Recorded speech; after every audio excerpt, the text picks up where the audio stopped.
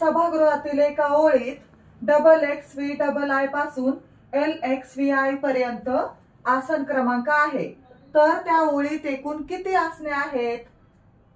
अगोदर आपण या रोमन संख्येचं आंतरराष्ट्रीय संख्यामध्ये रूपांतर करू. Double x V double I म्हणजे किती?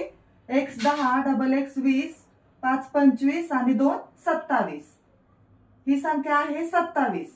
आणि पुढची संख्या पाहू. L x V I. L म्हणजे 50, एक्स म्हणजे 10, व्ही म्हणजे 5 आणि आय म्हणजे 1. ही संख्या आहे 66.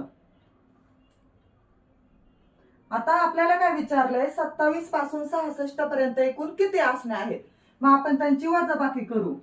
66 वजा 27 बरोबर 39. आपल्याला वाटतं की 39 आसने येतं, पण हे उत्तर चुकतंय. पहिलं आसन पण त्यामध्ये मिळवायचं असतं, म्हणून 39 अधिक 1 बरोबर 40.